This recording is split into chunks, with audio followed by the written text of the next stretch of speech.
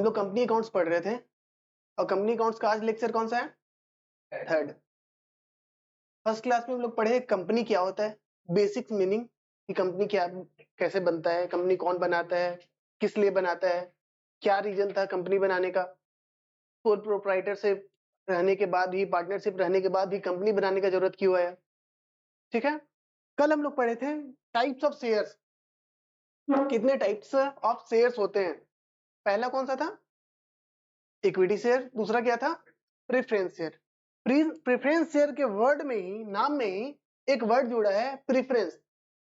Preference का मतलब होता है एक्स्ट्रा एडवांटेज ओवर अदर्स।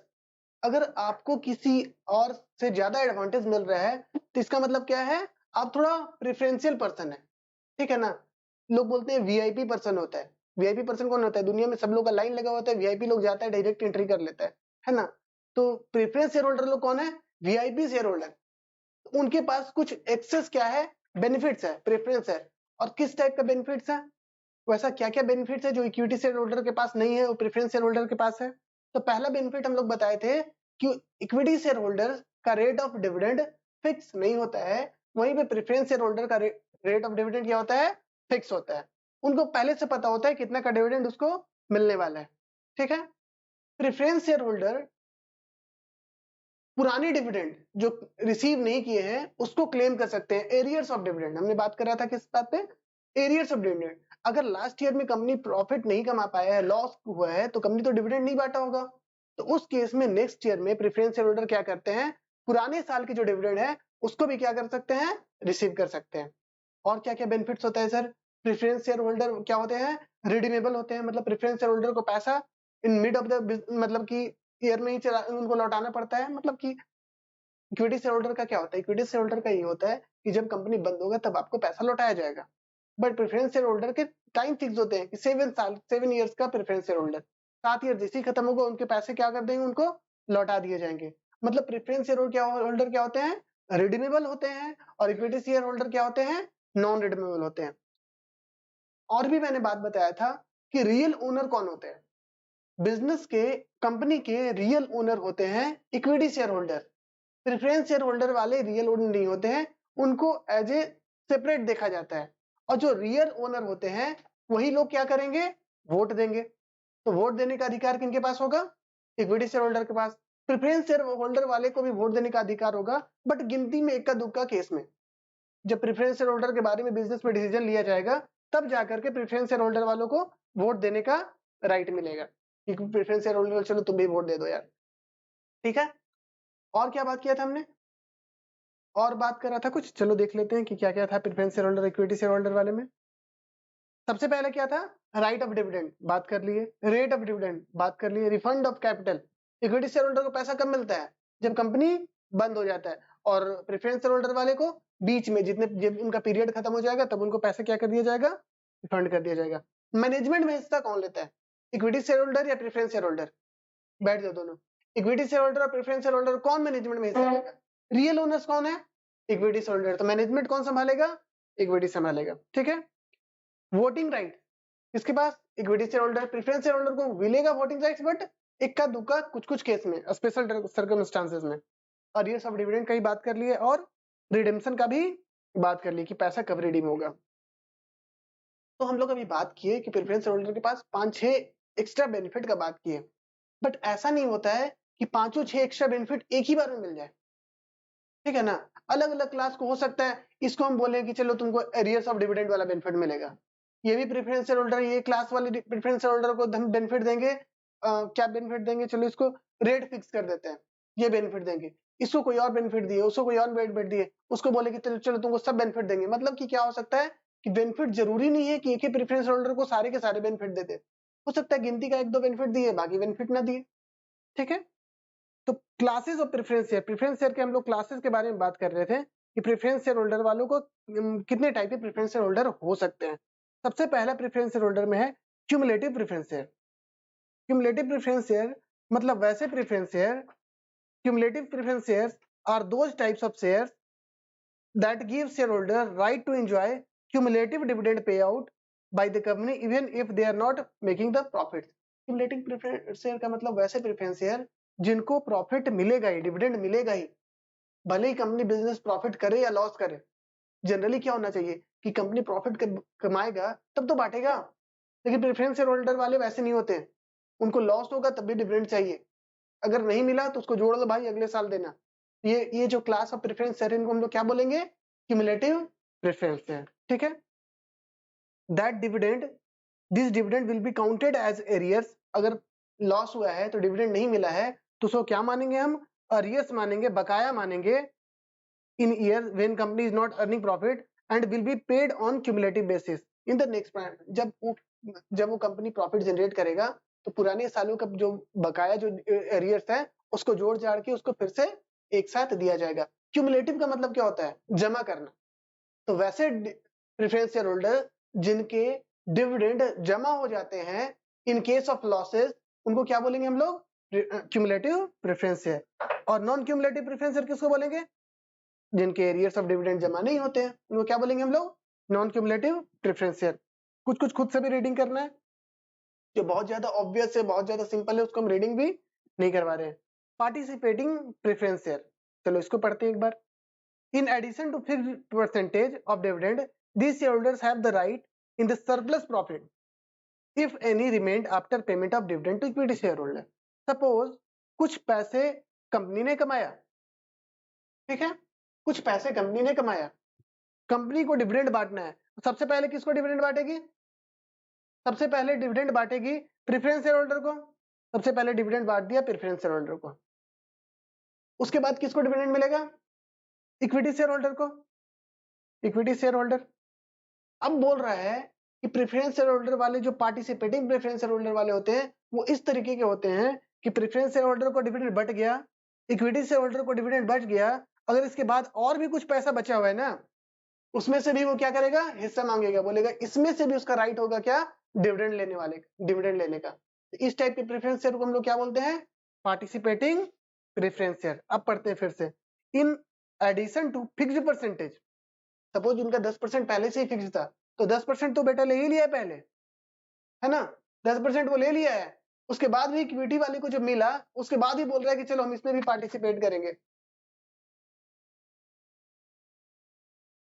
अरे डेट में ये भी तो लिखा हुआ है पार्टिसिपेटिंग प्रेफरेंस शेयर है कि 10% मिलने के बाद भी अगर इक्विटी शेयर होल्डर वाले को मिलने के बाद ही पैसा बचा तो उसमें से ही पार्टिसिपेट करेगा, ये डीडी में लिखा हुआ रहेगा ना, ठीक है। उसके बाद क्या है, नॉन पार्टिसिपेटिंग प्रेफरेंस शेयर, वैसे प्रेफरेंस शेयर जिनको ये राइट नहीं है उनको क्या बोलेंगे हम लोग, नॉन पार्टिसिपेटिंग प्रेफरेंस शेयर, ठीक है। कन्वर्टिबल प्रेफरेंस शेयर, कन्वर्टिबल मतलब क्या, कन्वर्ट होकर क्या बन जाएगा, अच्छा क्या बन सकता है, इक्विटी बन सकता है, डिवेंचर बन सकता है, ठीक है। तो कन्वर्टिबल प्रेफरेंस शेयर मतलब क्या है, वैसे प्रेफरेंस शेयर जो कन्वर्ट हो सकता है किसमें, इक्विटी में, इक्विटी। हाँ हाँ हाँ, वो तो कंपनी डिसाइड करेगी ना कि किसको क्या देना है, खुद जाकर के थोड़ी बोलोगे कि मेरे को रिलायंस का चलो प्रेफरेंस पार्टिसिपेटिंग प्रेफरेंस शेयर दो, ये रिलायंस को जरूरत पड़ेगा ना, वैसे फंड्स का रिक्वायरमेंट होगा तब ना रिलायंस बोलेगी आपको कि हम पार्टिसिपेटिंग प्रेफरेंस, सब क्यों ऐसा प्रेफरेंस शेयर इशू करना पड़ता है कंपनी को। अभी आप लोगों का क्वेश्चन आना चाहिए कि सर इक्विटी शेयर इशू क्यों ना करे कंपनी, प्रेफरेंस शेयर क्यों इशू कर रहा है झूठ का, इतना सारा नुकसान झेलना पड़ रहा है। तो रीजन ये होता है, 2-3 रीजन है। सबसे पहला रीजन है कि अगर कंपनी इक्विटी शेयर इशू करेगी तो कंपनी का ओनरशिप जाएगा, राइट, उसका ओनरशिप और लोगों में बटेगा, उसका परसेंटेज कंपैरेटिवली और घट जाएगा।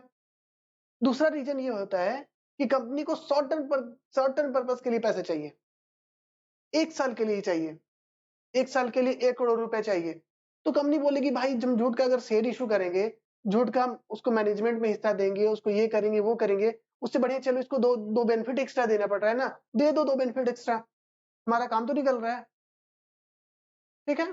तो एक होते हैं इक्विटी शेयर्स और दूसरे क्या होते हैं, प्रेफरेंस शेयर। सपोज कंपनी को जरूरत है कि 5 साल के लिए पैसा चाहिए, 5 साल के बाद उसको पता है एक ऐसा प्रोजेक्ट, हमारी कंपनी एक ऐसा प्रोजेक्ट स्टार्ट कर रही है जिसे 5 करोड़ रुपए का रिक्वायरमेंट है और 5 साल की ही रिक्वायरमेंट है, आप लोग सारे शेयर होल्डर हैं, अगर हम और लोगों को शेयर इशू कर दिए तो आप लोग का शेयर होल्डिंग घट जाएगा, है ना, आप लोग का ही शेयर बटेगा ना, तो आप लोग का शेयर होल्डिंग घट जाएगा।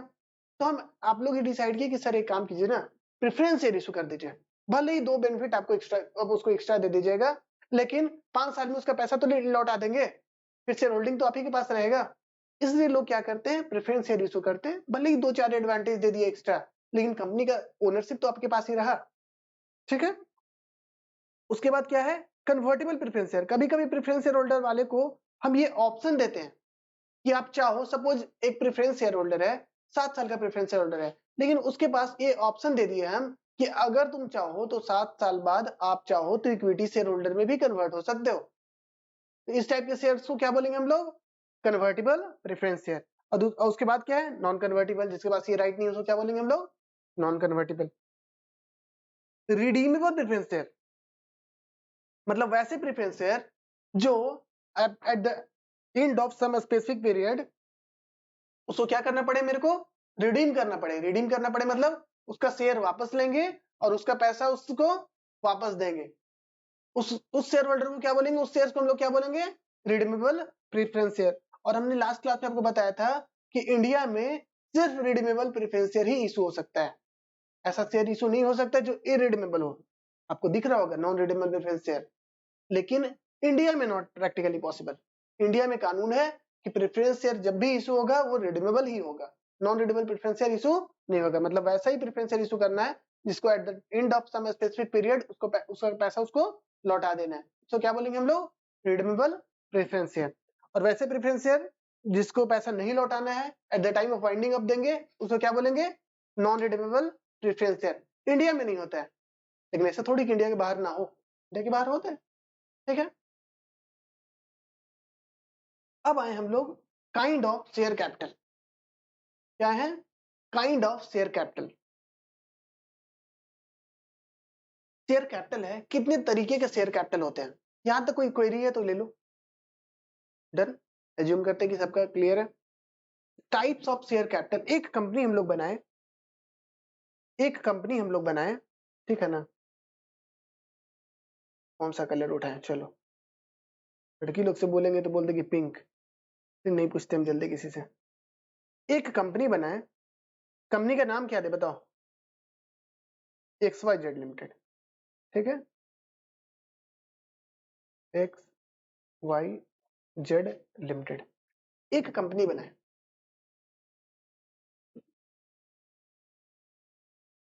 एक कंपनी बनाए और एक कंपनी इनकॉर्पोरेट किए, और हम लिखे कि कंपनी अपने लाइफ टाइम में इतना पैसा रेज कर सकती है शेयर्स के थ्रू। जरूरी नहीं कि सारा का सारा पैसा फर्स्ट टाइम में ही रेज कर ले, लेकिन एक तो लिमिट होगा ना कि मैक्सिमम कितना। ठीक है ना, तो सपोज XYZ कंपनी है, अपने लाइफ टाइम में 10 करोड़ मतलब 10 लाख शेयर्स ऑफ ₹100 इशू कर सकती है। मतलब कितना हो गया, 10 करोड़। अपने लाइफ टाइम में कंपनी सपोज 10 करोड़ रुपए रेज कर सकते हैं, किसके थ्रू, शेयर कैपिटल के थ्रू। तो ये 10 करोड़ क्या हो गया हमारा, ऑथराइज शेयर कैपिटल। ठीक है, जरूरी नहीं कि एक बार में ही रेज कर दे, लेकिन एक तो लिमिट बनाना पड़ेगा ना कि कंपनी अपने लाइफ टाइम में कितना पैसा इशू कर सकती है, रेज कर सकती है, किसके थ्रू, शेयर्स के थ्रू। तो XYZ लिमिटेड का ऑथराइज शेयर कैपिटल कितना हुआ हमारा, 10 करोड़। ठीक है, ऑथराइज शेयर कैपिटल का मतलब क्या हुआ कि उतना वो कैपिटल जो कंपनी अपने लाइफ टाइम में क्या कर सकती है, रेज कर सकती है। ठीक है, चलो पढ़ते भी चलते हैं सबको।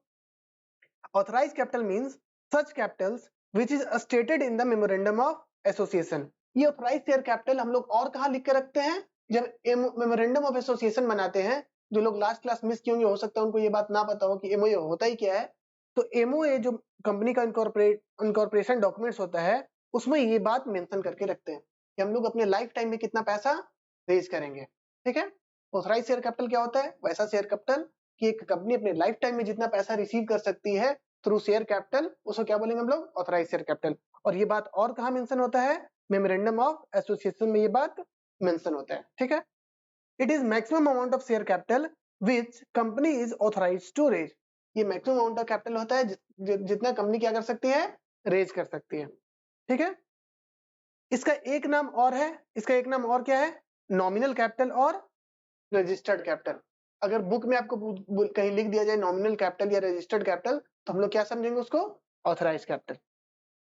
ठीक है, तो XYZ कंपनी का ऑथराइज कैपिटल कितना हो गया? 10 करोड़। ठीक है।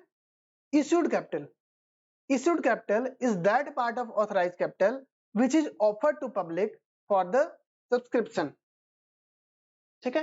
कंपनी का यहाँ पे ऑथराइज कैपिटल कितना था? 10 करोड़। जरूरी कि कंपनी को एक बार में 10 करोड़ ही चाहिए धमाल टाइप? नहीं चाहिए होगा, हो सकता है उसको कम पैसा चाहिए। तो कंपनी हो सकता है कि यहां से मात्र 2 करोड़ रेज करे, इशू करे, 2 lakhs into 100 of 100 each। Company हो सकता है 2 lakhs into 100 each मात्र 2 करोड़ ऑफर करे, है ना। XYZ लिमिटेड एक एडवर्टाइजमेंट दिया सब्सक्रिप्शन की, हम लोग इशू कर रहे हैं कितना share? 2 lakh shares of ₹100 each. Total हम लोग को रिक्वायरमेंट है कितने फंड का? 2 करोड़ फंड का। तो ये जो हम लोग ऑफर कर रहे हैं पब्लिक को कि आप मेरा शेयर खरीद सकते हैं, कितना? 2 लाख शेयर ऑफ ₹100 ईच, कितना? 2 करोड़ रुपया। तो इसको हम लोग क्या बोलेंगे? इसको हम लोग बोलेंगे इशू शेयर कैपिटल।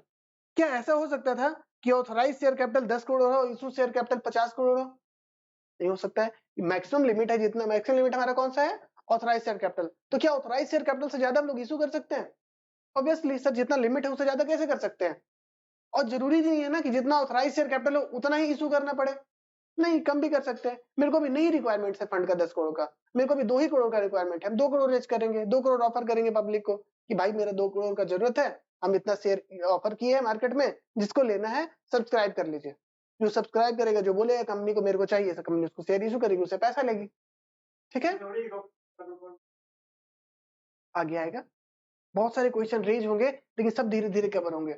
एक बार में हम सब बता देंगे तो तुम लोग बर्दाश्त नहीं कर पाएगा, तो धीरे धीरे मेरे को बढ़ने दो, ठीक है ना। जो तुम्हारे मन में आ रहा है, जो आ रहा है ना बबल, सब फूटेगा। ठीक है, अभी क्या हम देखें? अभी ये देखें कि ऑथराइज शेयर कैपिटल क्या होता है कि एक वैसा कैपिटल जितना कंपनी ऑल लाइफ में क्या कर सकती है? इशू कर सकती है, मतलब ऑफर कर सकती है, उसको क्या बोलेंगे हम लोग? Authorise share capital. और सारा का सारा शेयर एक बार में ऑफर करेगा क्या? नहीं, अभी हो सकता है मात्र 2 लाख ऑफर करे, सॉरी 2 करोड़ ऑफर करे, तो यहाँ पे ऑफर शेयर कैपिटल कितना हो गया? इशू शेयर कैपिटल कितना हो गया? 2 करोड़। तो इशू शेयर कैपिटल में हम लोग क्या पढ़े? Issue capital is that part of authorise capital which is offer to the public for subscription. 10 crore में से जितना पब्लिक को सब्सक्रिप्शन के लिए ऑफर किया उसको क्या बोलेंगे हम लोग? Issued share capital. It can not exceed authorise share capital. इस बात हम लोग जान रहे हैं कि ऑथराइज कैपिटल से ज्यादा ये हो सकता है कि नहीं हो सकता है? नहीं हो सकता है। It also includes those shares, shared छूट गया, शेयर्ड नहीं शेयर्स होगा। It also includes those shares which is allotted to vendor and promoters for the company। कभी कभी क्या होता है ना, हम लोग आगे जाकर के देखेंगे कि हम लोग कुछ सामान खरीदते हैं, बदले में शेयर दे देते हैं, ठीक है ना। कभी कभी हम लोग प्रमोटर को शेयर दे देते हैं, वो सारा शेयर भी कवर्ड होगा, आगे आगे कवर हो जाएगा। ये पॉइंट अगर नहीं भी समझ में आता है बाद में समझ में आ जाएगा, ठीक है। यहाँ पे स्टार मार्क करके छोड़ देना, 1-2 क्लास में अपने आप समझ में आ जाएगा, ठीक है। उसके बाद है unissued capital. Total authorise capital कितना था? 10 करोड़। उसमें से इश्यूड कैपिटल कितना हो गया? 2 करोड़। तो अनइश्यूड कितना हुआ? 8 करोड़। वही बात है यहाँ पे। It is that part of authorise capital which is not yet offer to the public. जो भी पब्लिक ऑफर नहीं किए, कितना ऑफर नहीं किया पब्लिक को? 8 करोड़ ऑफर नहीं किए। तो अनइश्यूड शेयर कैपिटल कितना हो जाएगा? 8 करोड़। इसको कैसे निकालेंगे? Authorise capital equals to issued capital plus unissued capital, बोल सकते हैं, बेसिक मैथमेटिक्स, ठीक है। उसके बाद क्या है? Subscribed capital. उसके बाद क्या है? Subscribed capital. It is that part of issued capital that has been subscribed by the public. अभी ये बोला कि sir 2 lakh share of ₹100 each, हम लोग ऑफर कितना किए थे? ऑफर किए थे 2 lakh share of ₹100 each. Total कितना ऑफर किए थे? 2 करोड़। सर ऐसा हो सकता है क्या कि 2 करोड़ 2 लाख का 2 लाख सब्सक्राइब ना हुआ हो? ऐसा भी हो सकता है ना कि सब्सक्रिप्शन जो आया वो 1,95,000 शेयर्स का आया, ठीक है, 1,95,000 ऑफ ₹100 इच। तो हमारा सब्सक्राइब कैपिटल कितना हो जाएगा? 1.95 करोड़। सब्सक्राइब कैपिटल कितना हो जाएगा? 1.95 करोड़। चलो पढ़ते हैं, देखते हैं। It is that part of issued capital which has been subscribed by the public.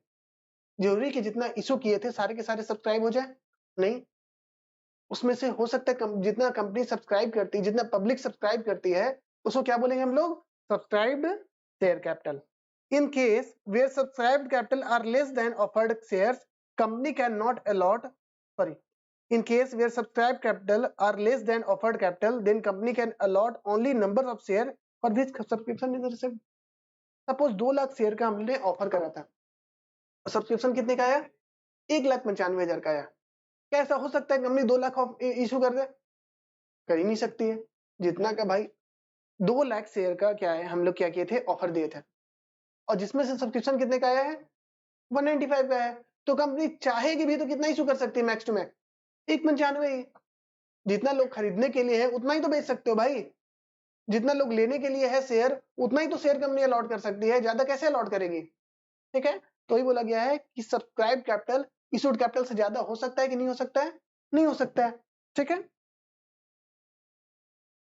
जितना का सब्सक्रिप्शन आया है कंपनी क्या कर सकती है? सिर्फ उतना ही शेयर इशू कर सकती है। In case it is more than company can allot. अब सपोज 2 लाख का मेरे पास हमने ऑफर करा था, हमने एडवर्टीजमेंट दिया था कि हम लोग 2 लाख शेयर बेच रहे हैं। 2 लाख शेयर कंपनी क्या कर रही है? इशू कर रही है। कंपनी शेयर देगी, बदले में कंपनी को क्या मिलेगा? पैसा। तो कंपनी कितना शेयर ऑफर करा था? 2 लाख शेयर, बट इतना ओवर डिमांड था कि वो 4 लाख का सब्सक्रिप्शन आ गया। ये 4 लाख शेयर खरीदने के लिए लोग रेडी है, हम भी लेंगे, हम भी लेंगे, हम भी लेंगे। तो यहाँ पे क्या हो गया? सब्सक्रिप्शन ज्यादा आ गया, इशू से ज्यादा आ गया क्या? सब्सक्रिप्शन। अब बताओ कंपनी कितना शेयर अलॉट कर सकती है? 195 क्यों करेगी? 2 ऑफर किया था ना, 2 लाख ऑफर करा था और सब्सक्रिप्शन कितना आ गया? 4 लाख रुपए। तो कंपनी ऐसा बोल सकती है कि पैसा तो ज्यादा ही आ गया ना, 2 करोड़ मांगे थे 4 करोड़ आ गया, तो 4 करोड़ अलॉट कर सकती है शेयर। कितना मैक्सिमम अलॉट कर सकती है? 2 करोड़। जितना कंपनी ऑफर कर रहा है उतना ही वो अलॉट कर सकती है, उससे ज्यादा शेयर अलॉट कर सकती है कि नहीं कर सकती है? नहीं कर सकती है। अगर ज्यादा पैसा आ भी गया तो कंपनी को क्या करना पड़ेगा? वो पैसा रिफंड करना पड़ेगा। ठीक है, सब आप लोगों को लग रहा है ना कि पैसा रिफंड करना पड़ेगा, पर ये सब करना है, करवाएंगे क्लास में, पैसा रिफंड करवाएंगे। ठीक है,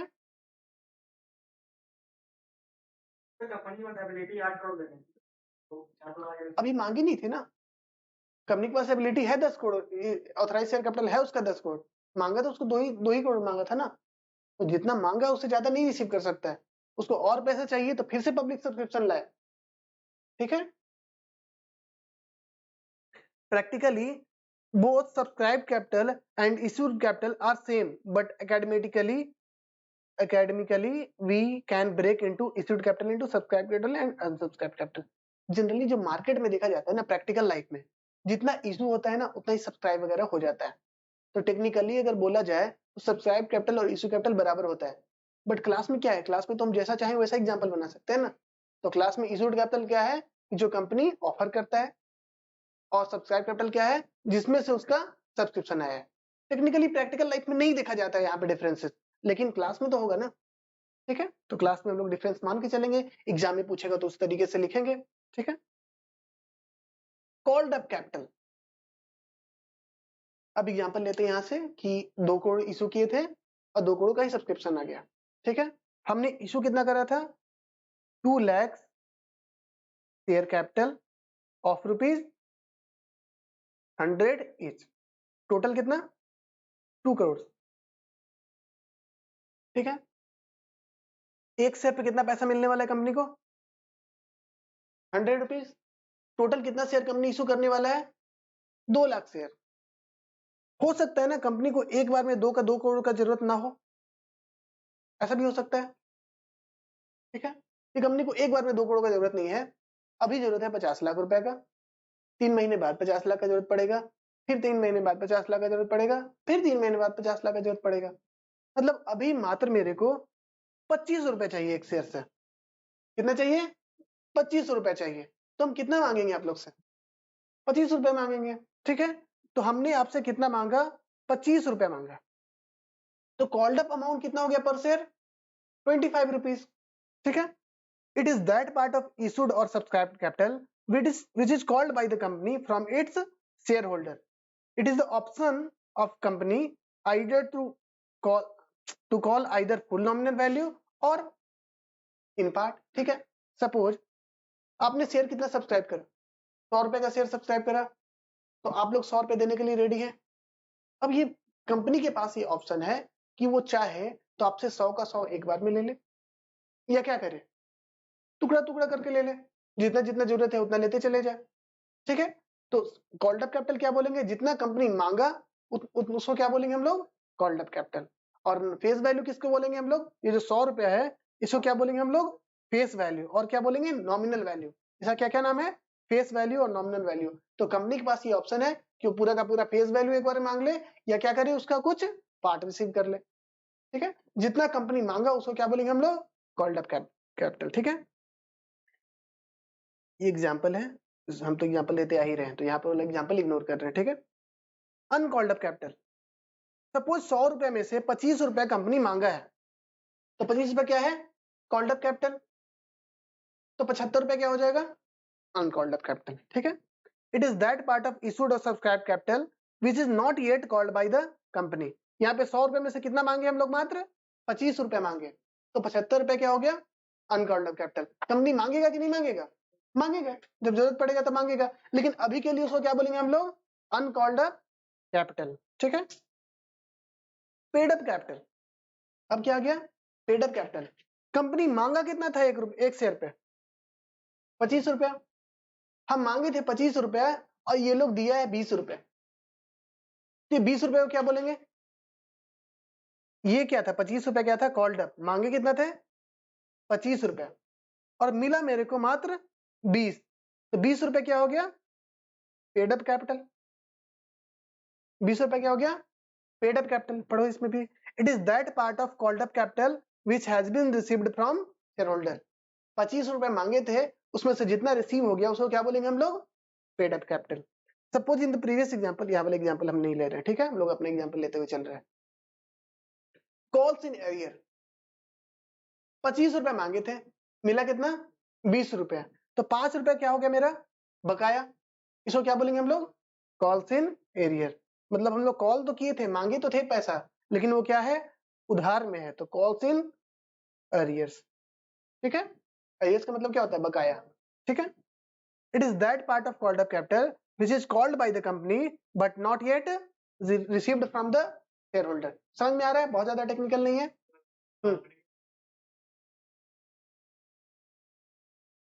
ऐसा थोड़ी कि सब लोग से बकाया होगा, 2 लाख शेयर इशू किया होगा, हो सकता है 4-5 लोग का बकाया होगा। ठीक है ना, तो 4-5 लोग से जो बकाया है उससे इंटरेस्ट लेंगे, आएगा फ्यूचर में आएगा वो भी सीन कि नहीं दिया सर, उसको क्या किया जाए, उसको दंडित किया जाए, उसको बेल्ट मारे, क्या करे, सब आएगा। ठीक है ना, जो भी है ना सब आएगा, लेकिन है कि एक बार में नहीं दे सकते हैं। लेकिन इतना समझ लेना कि सबके साथ बकाया थोड़ी होगा।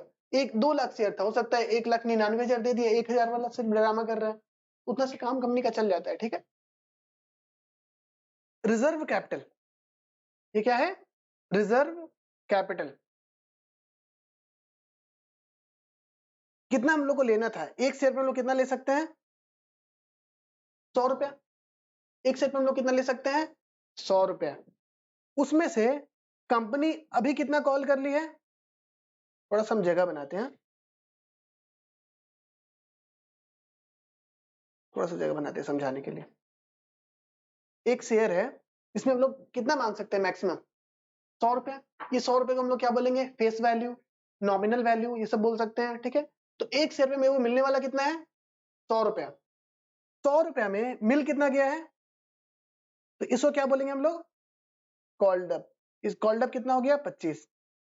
अनकॉल्ड अप कितना हुआ, 75। अनकॉल्ड अप, अनकॉल्ड अप, अभी तक जो समझे उसको रिवाइज करते हैं। 100 रुपया टोटल ले सकते थे, जितना मांगे उसको बोलेंगे कॉल्ड अप, और जितना नहीं मांगे अभी तक उसको क्या बोलेंगे, uncalled up capital. Called up में जितना मिल गया, रिसीव हो गया, रिसीव कितना हो गया 20, इसको क्या बोलेंगे हम लोग, पेड अप। इसको क्या बोलेंगे, पेड अप कैपिटल। और जितना नहीं मिला इसको क्या बोलेंगे, कॉल्स इन एरियर। यहां तक एकदम कंट्रोल में। उसके बाद 75 रुपया और लेना था, हो सकता है 75 रुपए में हम लोग सोचे हुए हैं कि 25 रुपए यहाँ पे लेंगे और 20 रुपए यहाँ पे लेंगे, टोटल कितना लेने वाले हैं हम लोग, 25 पहले ही ले चुके हैं, अब 25 और 20 और लेने वाले हैं। 100 रुपए लेना था, 25 तो ऑलरेडी ले लिए, 25 अगले महीने लेंगे, अब 20 रुपया उसके अगले महीने लेंगे, तो टोटल कितना का हिसाब जोड़े हुए हैं? 70 रुपए का। 30 रुपए और लेना बाकी है। अगर ये दोनों ले लेंगे उसके बाद भी 30 रुपए और मेरे पास है कि और हम लोग कॉल कर सकते हैं। कंपनी सोच रहा है ना कि ये 30 रुपए अभी नहीं मांगेंगे, इसके लिए कंपनी सोच रहा है कि एक रिजर्व बना के रख लें। कंपनी सोच रही है कि ये रिजर्व कर ले, ये पैसा अभी नहीं मांगते आप लोग से। जब कंपनी नुकसान में चली जाए, कंपनी को बहुत ज्यादा नुकसान हो जाए, कंपनी डूबने के कगार पे आ जाए, तब आपसे ये पैसा मांगेंगे। कंपनी ऐसे सोच सकती है कि नहीं सोच सकती है? सोच सकती है कि 100 रुपए लेना था आप लोग से, एक काम करते हैं 70 रुपए आप लोग से ले लेते हैं, कंपनी मस्त बिजनेस चलने लगेगा। इन केस ही कंपनी डूबने लगे तो बैकअप सपोर्ट के लिए ये पैसा आप लोग से मांग लिया जाएगा। कर सकते हैं ये काम। तो इस टाइप के जो कैपिटल जो रिजर्व किए जाते हैं उसका नाम क्या है? Reserve capital. कितना रुपए रिजर्व कैपिटल है? 30 रुपए।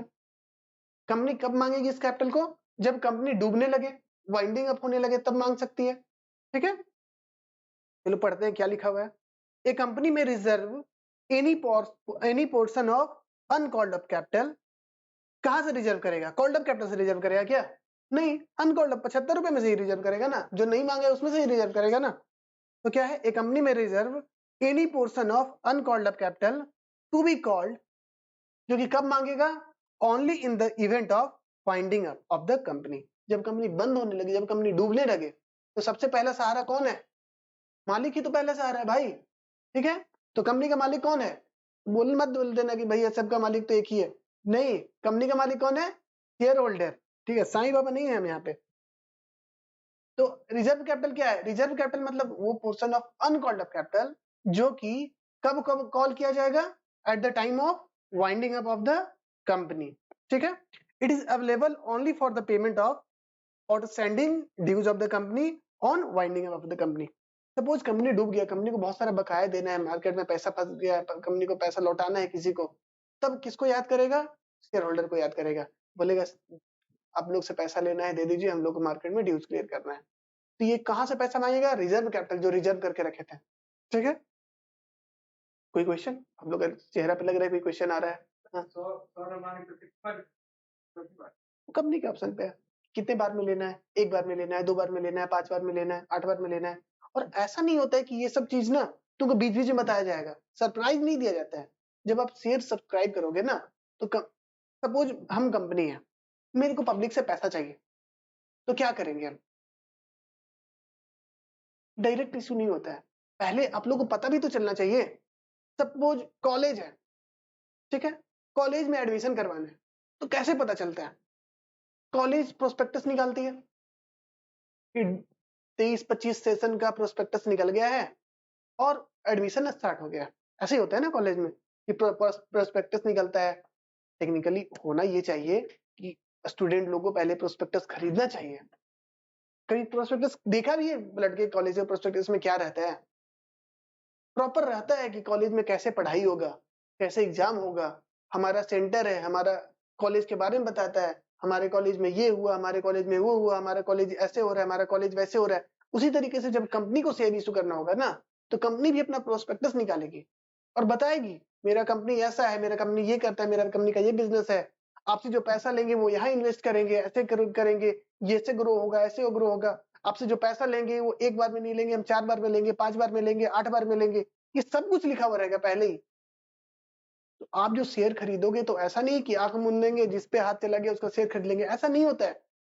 टेक्निकली लोग जब पैसा लगा इन्वेस्ट करते हैं कंपनी में ना, तो उस कंपनी के बारे में बहुत सारी चीज पढ़ते हैं कि क्या है कंपनी की, इसके बारे में क्या है। ठीक है, तो उस प्रोस्पेक्टस में ऑलरेडी लिखा हुआ रहेगा कि आपको जो पैसा रिसीव करेंगे वो कब कब रिसीव करना है। 100 का 100 एक बार में लेना है कि एक बार 25 लेना है, एक बार 25 लेना है, एक बार 75 लेना है, कि क्या करना है। ठीक है, तो already everything will be mentioned in the prospectus. Even यहां तक रहता है कि आपका जो पैसा लेंगे हम कहाँ इन्वेस्ट करेंगे और वो कैसे ग्रो करेगा, और वो ग्रो करेगा वो पैसा हम लोग कहाँ लगाएंगे, सब मेंशन होता है। लेकिन पढ़ेंगे तब तो। कॉलेज का प्रोस्पेक्टस तो कभी सर पलट के देखे ही नहीं। कभी देखना, इतना बड़ा ही रहेगा ना कॉलेज का कि तुमको भी लगेगा कि ऐसे कॉलेज में हम पढ़ते हैं।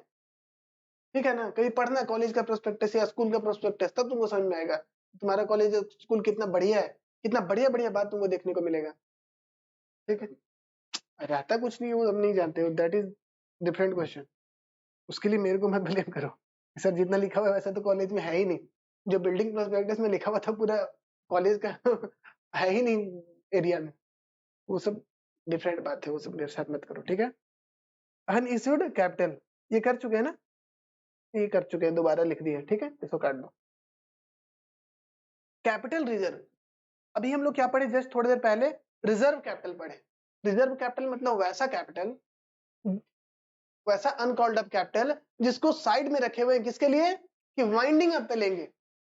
उससे पहले लेगा कि नहीं लेगा, नहीं लेगा। वाइंडिंग अप अगर होने लगे, बिजनेस बंद होने लगे, तब क्या करेंगे हम अपने शेयर होल्डर से अनकॉल्ड अप कैपिटल जो रिजर्व कैपिटल बना के रखे थे वो लेंगे। ठीक है, इसी को वर्ड उल्टा पलटा एक्सचेंज कर दो, कैपिटल रिजर्व, है ना। आ गया 11 नंबर पॉइंट। सर दोनों तो सेम ही है, रिजर्व कैपिटल और कैपिटल रिजर्व, है ना। एक एक्ट्रेस थी, मतलब कौन है, रवीना टंडन, है ना। रवीना टंडन तुम लोग तो जानते ही होगा, क्या पूछ रहे हैं। एक और कौन है, अक्षय कुमार की वाइफ का नाम क्या है, ट्विंकल खन्ना। ये दोनों उस टाइप का चीज है, दोनों देखने में सेम लगती है ना। ये भी दोनों देखने में सेम लगता है, रिजर्व कैपिटल और कैपिटल रिजर्व दोनों देखने में सेम लगते हैं, लेकिन दोनों का अंतर अलग अलग है।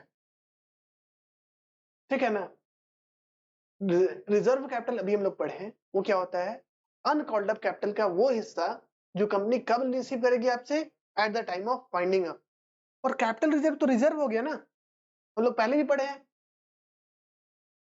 रिजर्व तो हम लोग सब जानते हैं, रिजर्व मतलब क्या, वैसा प्रॉफिट जिसको साइड में रखे हुए हैं। ठीक है ना, वैसे प्रॉफिट जिसको हम क्या करके रखे हुए हैं, साइड में रखे हुए, डिस्ट्रीब्यूट नहीं किए हैं। अनडिस्ट्रीब्यूटेड प्रॉफिट को हम लोग क्या बोलते हैं, रिजर्व। तो जनरल रिजर्व वही होता है कि प्रॉफिट कमाए और उससे जो रिजर्व बनाए उसको बोलते हैं जनरल रिजर्व। अब लोग बहुत बार नाम सुना होगा पार्टनरशिप में, तो हर क्वेश्चन में जनरल रिजर्व हुआ करता था। तो जनरल रिजर्व किसको बोलते थे, कि नॉर्मल बिजनेस ऑपरेशन से जो प्रॉफिट कमाए उसको बांटे नहीं, तो उसको क्या बोलते हैं, जनरल रिजर्व, रिजर्व बना करके रखे हुए हैं। लेकिन नॉन बिजनेस प्रॉफिट, सपोज कोई ऐसा काम कर दिए जो बिजनेस एक्टिविटी नहीं था, उससे कोई प्रॉफिट जनरेट हो गया, ठीक है ना, और उसको नहीं बांटे हैं, तो उसको क्या बोलेंगे हम लोग, कैपिटल रिजर्व। ठीक है, नॉन बिजनेस प्रॉफिट अगर होता है और उसको साइड में रखे हुए हैं, अगर उसको डिस्ट्रीब्यूट नहीं किया तो उसको क्या बोलेंगे हम लोग, कैपिटल रिजर्व। मतलब रिजर्व वैसा हिस्सा जो हमको फायदा तो हो गया, गेन तो हो गया, लेकिन हम लोग डिस्ट्रीब्यूट नहीं किए हैं, रखे हुए अपने बिजनेस में, उसको क्या बोलते हैं हम लोग, रिजर्व। तो कैपिटल रिजर्व किसको बोलते हैं, वैसे रिजर्व जो नॉन बिजनेस ऑपरेशन से हम लोग कमाए हैं और डिस्ट्रीब्यूट नहीं किए, उसको क्या बोलते हैं हम लोग, कैपिटल रिजर्व। तो इसके बारे में पढ़ते हैं। Capital reserve are those reserve which are created out of capital profit. ठीक है, the profit which are not earned from the ordinary course of the business.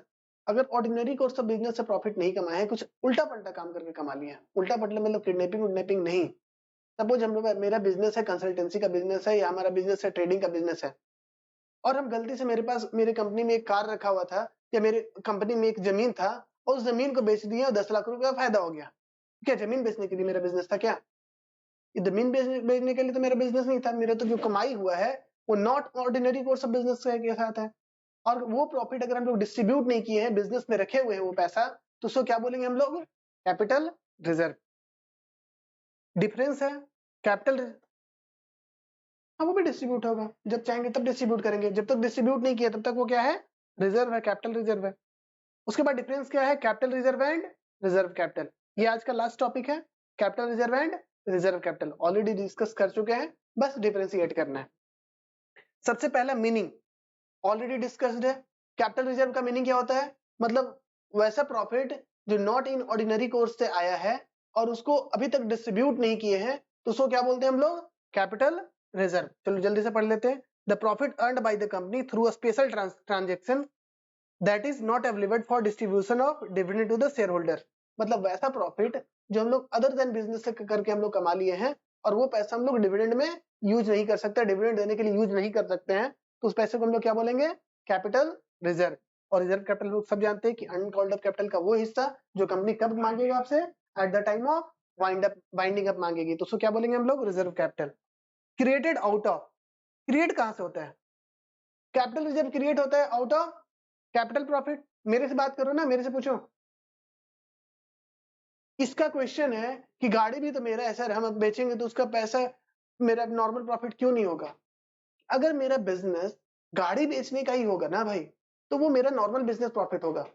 लेकिन अगर मेरा बिजनेस कुछ और काम करने का है और हम कुछ अदर एक्टिविटी करके जो पैसा कमाए हैं, उसको बोलते हैं हम लोग कैपिटल प्रॉफिट। ठीक है, और वो कैपिटल प्रॉफिट डिविडेंड देने के लिए नहीं यूज होता है। ठीक है, अब ये रूल है कि डिविडेंड देने के लिए नहीं यूज होता है कैपिटल प्रॉफिट, तो उसमें हम क्या कर सकते हैं? कंपनी डिविडेंड उसी पैसे को देगी जो वो ऑर्डिनरी कोर्स ऑफ बिजनेस से डिविडेंड कमाया है। तो सर वो पैसा क्या करेगी? वो रखे रहेगी। कभी ऐसा भी तो हो सकता है कि लॉस हो जाए, कैपिटल लॉस हो जाए, हम कार बेचे, अगला बार लॉस हो गया, तो वहां से क्या होगा? कंपनसेट होगा। तो कैपिटल रिजर्व कहां से क्रिएट होता है? कैपिटल प्रॉफिट के थ्रू क्रिएट होता है। और रिजर्व कैपिटल कहां से क्रिएट होता है? रिजर्व कैपिटल तो सब कुछ कहां हिस्सा है? परमात्मा। हम लोग किसके हिस्से हैं? परमात्मा के हिस्से हैं। तो कैपिटल सब किसका हिस्सा हो जाएगा? Authorise share capital. उसी का तो टूट टूट के सब बन रहा है, तो किसका हिस्सा है अल्टीमेटली? ऑथराइज कैपिटल का। या भी बोल सकते हैं इसको अनकॉल्ड अप कैपिटल भी बोल सकता है। रिजर्व कैपिटल कहां से क्रिएट होता है? अनकॉल्ड अप कैपिटल के थ्रू। पूछने क्या है, दोनों आंसर है। डिस्क्लोजर, बिजनेस कैपिटल रिजर्व को हम लोग कहां दिखाते थे? पार्टनरशिप में याद करो, कहां दिखाते थे? Capital and liability side. कहां दिखाते थे रिजर्व को? Capital and liability side. तो कंपनी में कहीं और दिखाने लगे क्या? उसी साइड दिखाएंगे। हाँ, लेकिन उसका नाम चेंज हो गया है। कैपिटल की जगह यहाँ पे क्या नाम यूज होता है? इक्विटी। तो यहाँ पे किस साइड दिखाएंगे हम लोग? इक्विटी एंड लायबिलिटी साइड में दिखाएंगे। एक हेड बना देंगे, हेड का नाम क्या रखेंगे? Reserve and surplus. ठीक है, और रिजर्व कैपिटल डिस्क्लोज ही नहीं होता है। क्यों डिस्क्लोज नहीं होता है वो हम बाद ही बताएंगे, जब आगे जब जर्नल वगैरह स्टार्ट होगा तो हम बताएंगे। अभी ध्यान ये रखना है कि रिजर्व कैपिटल को बैलेंस शीट में कहीं नहीं दिखाना रहता है, कहीं नहीं दिखे लिखना रहेगा। ठीक है, क्यों? इसका आंसर बाद में मिलेगा। ठीक है, need of creation, creation capital reserve create करना मैंडेटरी होता है। अगर आप कैपिटल प्रॉफिट जनरेट किए तो आपको कैपिटल रिजर्व क्रिएट करना ही पड़ेगा। लेकिन ये तो कंपनी के ऑप्शन पे है ना कि उसको रिजर्व कैपिटल क्रिएट करना है कि नहीं करना है। उसको क्या कुछ पैसा ऐसा रिजर्व में रखना है जो वाइंडिंग अप पे ले? तो चाहती तो पहले ही सारा पैसा ले सकती थी। तो रिजर्व कैपिटल क्या है? वॉलेंट्री है। और कैपिटल रिजर्व क्या है? मैंडेटरी। ठीक है, स्पेसिफिक स्पेसिफिक कंडीशन, कोई ऐसा कंडीशन नहीं है, कोई ऐसा कंडीशन नहीं है capital profit generate reserve create करने के लिए। सिर्फ सिंपल है कि कैपिटल प्रॉफिट आप कमाए, कैपिटल रिजर्व बना लीजिए, कोई 3-5 नहीं करने की जरूरत है। सिंपल सा प्रोसेस है कि कैपिटल प्रॉफिट आप कमाए, आप उसका क्या बना लीजिए? कैपिटल रिजर्व बना लीजिए। लेकिन रिजर्व कैपिटल रखने के लिए पहले कंपनी को ये डिसाइड करना पड़ेगा, डिसीजन लेना पड़ेगा। कहाँ डिसीजन लेना पड़ेगा? शेयर होल्डर से पूछना पड़ेगा। और शेयर होल्डर से पूछेंगे कहाँ? शेयर होल्डर के मीटिंग में। और शेयर होल्डर की जो मीटिंग है उनका नाम है एनुअल जनरल मीटिंग। तो अगर मेरे को रिजर्व कैपिटल क्रिएट करना होगा ना, तो सारे शेयर होल्डर को बुला करके उनसे पूछेंगे कि हम ऐसा शेयर इशू करें जिसमें कुछ पैसा हम लोग ऐसा रख दे कि जो वाइंडिंग अप पे ले। अगर सारे शेयर होल्डर उस बात के लिए रेडी होते हैं तो उस बात पे हम लोग वैसा शेयर इशू करेंगे जहां पे क्या होगा? रिजर्व कैपिटल क्रिएट होगा। ठीक है, और स्पेशल रेजोल्यूशन, हमने बताया था कि कुछ भी डिसीजन होता है तो वोटिंग के थ्रू होता है। ठीक है, तो जनरली अगर हम आपसे पूछे कि कल क्लास ऑन रहेगा कि ऑफ रहेगा, तो सपोज 11 स्टूडेंट है और 6 स्टूडेंट बोला कि सर ऑफ रहेगा, ऑफ रख दीजिए, और 5 स्टूडेंट बोलेगा कि सर पढ़ाइए, तो हम क्या करेंगे? ऑफ कर देंगे। क्यों? क्योंकि ऑफ करने वाले लोग ज्यादा बोल रहे हैं, अरे प्रैक्टिकली ऑफ नहीं हो रहा है। हाँ, मेजोरिटी जो है वो डिसाइड कर रही है। मेजोरिटी क्या बोली कि ऑफ कर दीजिए सर, हम ऑफ करवा देंगे। लेकिन जो स्पेशल रेजोल्यूशन होता है ना, वहां पे सिर्फ मेजोरिटी से काम नहीं चलता है। वहां पे होता है 75% ऑफ द वोट्स आपको मिलना चाहिए। कितने वोट्स मिलने चाहिए? 75। शायद यहाँ स्पेशल रेजोल्यूशन 2/3 है, 2/3 वोट मिलने चाहिए, 75 नहीं। कितने वोट्स मिलने चाहिए? 2/3। अगर 3 वोट है तो कितना वोट चाहिए? 3 वोट है। अगर टोटल 3 बच्चा है तो कितना आदमी बोलेगा तब मानेंगे? 2 आदमी बोलेगा तब मानेंगे। ठीक है, अगर 12 स्टूडेंट है तो मिनिमम कितना आदमी बोलना चाहिए? 8 आदमी बोलेगा तो मानेंगे। 8 में से अगर 7 बोलेगा तो मानेंगे कि नहीं मानेंगे? नहीं मानेंगे। तो ये सब जो डिसीजन होता है किसके थ्रू होता है? स्पेशल रेजोल्यूशन के थ्रू होता है। और स्पेशल रेजोल्यूशन कहाँ पास होता है? एजीएम। एजीएम को लिख दो annual general meeting. Annual general meeting, पता नहीं कुछ ज्यादा नहीं समझ में आया तो डिजाइन बना देना, ठीक है। Annual general meeting. Last point है यूटिलाइजेशन। कैपिटल रिजर्व को कहाँ यूटिलाइज करते हैं? कैपिटल रिजर्व को यूटिलाइज करते हैं फिक्टिशियस एसेट्स को राइट ऑफ करने के लिए, कैपिटल लॉस को राइट ऑफ करने के लिए। सपोज बैलेंस शीट कुछ फिक्टिशियस एसेट है, ठीक है, फिक्टिशियस एसेट जानते हैं ना, वैसे एसेट जिसका कोई वैल्यू नहीं होता है, सिर्फ बैलेंस शीट में एसेट साइड रहता है, तो उसको राइट ऑफ करने के लिए क्या यूज करेंगे हम लोग? कैपिटल रिजर्व, ठीक है। और या कोई लॉसेस है, कोई बिजनेस लॉस हो गया है, प्रॉफिट एंड लॉस का डेबिट बैलेंस है, उसको भी राइट ऑफ करने के लिए क्या यूज करेंगे हम लोग? कैपिटल रिजर्व यूज करेंगे। और रिजर्व कैपिटल कहाँ यूज होता है? Eight the time of winding up. किस लिए होता है? आउटस्टैंडिंग ड्यूज है कोई क्लियर करने के लिए, ठीक है। तो आज के लिए हम इतना ही रखते हैं। नेक्स्ट क्लास में हम लोग थोड़ा जर्नल की तरफ आगे बढ़ेंगे। नेक्स्ट क्लास 3 क्लास हम लोग का हो गया फंडामेंटल। अब नेक्स्ट क्लास से हम लोग कहाँ चलेंगे? अकाउंटिंग पे चलेंगे कि क्या अकाउंटिंग है, थ्योरी है। अब क्या करेंगे, आगे से थोड़ा थोड़ा थ्योरी पढ़ाएंगे और थोड़ा थोड़ा प्रैक्टिकल लेके आएंगे। एक क्लास भी आप मिस करोगे तो आपका अच्छा खासा मेजर चीजें दिक्कत आएगा, ठीक है।